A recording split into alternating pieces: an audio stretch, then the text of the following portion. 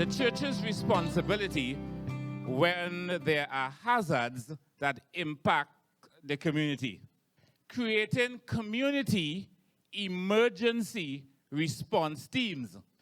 You are the individuals when the community needs you most, when it is more than just prayer that is needed.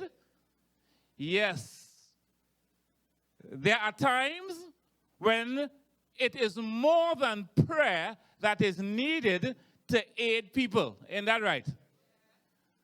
There are times when you have to decide that it's a Sabbath morning and the neighbor's house is on fire, and you're going to get outside and you're going to take your bucket, if it gets to that, and you're going to bring assistance to the communities.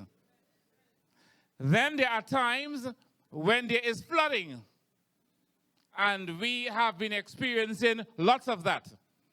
And if the church wants to be impactful in the community, then the church must know that they must be always willing, able, and ready to assist the community. We are part and parcel of the community. As I was thinking about what I would say today, I thought about in Bible times, there must have been many disasters. I thought about Paul on a ship. What was the name of that storm? Euroclydon? When he was on the ship in the middle of the ocean, and he was told that nobody would die. Now that is a good thing. But I am sure that there were many other storms that rose on that particular sea that people died. And then I thought about, how did the walls of Jericho fall? It had to be an earthquake, right? Think about it. You marched around the building 7 times, and the building collapsed. Now, you were told to do that. Yes? And if you count it 7 times, a week has 7 days. One of those days had to be a Sabbath. They was marching on and shouting. They weren't praying. So it had to be now somebody will say, well, God brought it down. Yeah, but God could bring it down by doing the things that God could do. An earthquake probably brought the whole thing and collapsed it. But don't think it's strange that happened. Earthquakes happen when one tectonic plate goes below the other one, as you see in Chile and in Oakland, California. But earthquakes also happen, as in Haiti, when the earth shook this way. That's why all the buildings pancaked. So what we had in Jericho was an earthquake that pancaked the entire building, the entire structure. I'm saying all of this to tell you that each individual in the church must decide and be a part of community efforts to assist people. It's not good enough anymore, as you have realized, just to go and pitch a tent and preach the gospel. In my day, when I did that, I had 1,000 people coming into a tent. And that was not a big evangelistic crusade where you bring in someone from outside, you know.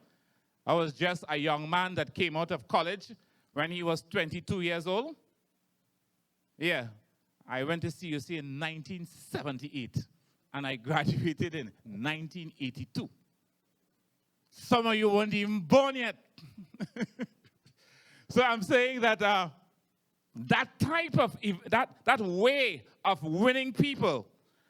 And I was a fire and brimstone preacher. As you see, it just can't leave me yet. Well, the gift of God is without repentance, and I understand that. What I'm saying is that that method is good. It has its place, and we ought not to shirk from it, because that's the way of bellowing the gospel to the world. I mean, we have new methods now. We have technology. And the prince of the power of the air. And you saw that in the book of Revelation. Nobody understood what that was in my time, you know, because we didn't have internet. And we didn't have all this digital this and digital that. But then as we are understanding now, the prince of the powers of the air, he is in charge. We're talking about the great deceiver, the devil. All the technology that is used, but we have to be able to use it, and we use that type of technology. But the most important thing that we ought to do is not the technology, you know, is in communities meeting people. I always say Jehovah's Witnesses, I never see them pitch a tent yet, but I'm always baptizing people in the stadium. That's because they go in door to door, meeting people.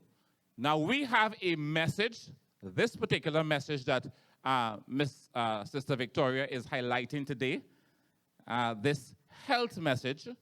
And we also have another message. And the message is that love one another. And that's what Jesus said. Did he not say, by this shall all men know that ye are my disciples, if ye have what? Love one for another. And it's not the love, it's the love that is action. Love that is action. So what we are doing at the ministry is that we are advocating that every congregation, I must say I was biased, and the first congregation to be involved was the Seventh-day Adventist Church. But that was my bias, right? And don't vex for that. That's my bias.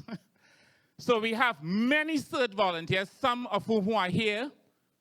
And after I am completed this particular talk with you, I would like you to get involved. And we want the young people involved. We want the young men because they're strong to go out on the field and assist people. We are starting to do training. We have to train people to use dinghies now. You see all the places you live? 3 hours of rain, and the whole of Penal Debe was flooded. 3 hours of rain, and the rain fell way up in Moruga. Came down through Princess Town, down through Barrackpore, down into Penal, down into Debe, and water. And let me tell you something. Poor people, I never knew that there were so many poor people in that area. So I was on radio and I was on television, and they were asking me questions. So I was talking about cupboards and Chester drawers, and people asking me, people they still say cupboards and Chester drawers. They say they call it vanity, and they call it some other big name that you just put in your bedroom all year. Well, hear what? Those people have cupboards and they have Chester drawers. You see, the floor for their homes is plywood. So when the water rises, it soaks all the plywood, and you know what happens to plywood? When water hits it, it starts to swell. Very, very poor people. I went out one day and did 40 assessments to see what losses these people had. 40 I did on my own, because I had to show the young people there that when it comes to doing assessments, I know how to do this. 40 persons I did, and they were very poor people. I got a glimpse. I never imagined that there were so many poor people living in Penal Debe. And it was water everywhere. And did I get the assistance from the church? The church does give assistance. I must say, when I call out volunteers, some come out and some don't. But that's nothing. It's volunteer. Volunteer is not mandatory. It can't be volunteer and mandatory at the same time. So it's volunteer. So we're asking you to volunteer. You see sometimes the jacket and tie Adventism that you have to throw that away for a little while and put on the jeans and the jersey and put on the boots and go and show people practical Christianity. We're good at singing in church and pulpiteering, you know. And when you come out to see, you feel it's the best thing since sliced bread. You think you could preach better than a lark. You see all of that, folks? That has its place. But the most important thing is the love we show to communities. You know, Jesus, the Bible has, it's only 10%. The Bible has of what Jesus said, you know. The other 90% is what he did. It's what he did. And this is the example that we ought to be giving. So, I'm encouraging you, Sister Dakota, I'm encouraging you to sign up. Let me know whatever, a lot of churches represented here. And as I said, I'm very biased.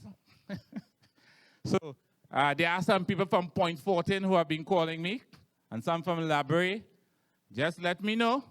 We are ready to restart the program, and we will assign, and we want some of you who are professionals to help us with, as I say that, Vicky, I must say that. Just give me this time to say that. The doctors and the nurses and the firemen, we're going to be having a train-the-trainer program for you. It's only going to take you a short period of time because you already know the stuff. You already do it on a daily basis. We're going to be training you how to deliver the module for individuals within your church, within this community, so that in the end, you don't even have to look for me anymore. We will have enough trained personnel, and if there's one thing about the Adventist Church, lots of professionals, and that's because of the emphasis we have placed year after year on education. So that we have the people here that can run every community emergency response team program. 8 modules. You can do it among yourselves. But we're going to certify a group of you, and it is volunteer. Come and tell us your profession. So, Sister Dakota. Sister Dakota knows me when I was out of school, you know, and in Marabella. That was many, many years ago. We probably baptized about almost 200 people, 186 people there. And then we went to Sipari and we baptized over about almost 300, 200, and a lot of people. Yeah? So what we're going to be doing is we want you, the professionals, to just, Sister Dakota will arrange, and it's not long training for you. We don't have to go through a lot of stuff with you. You know it already.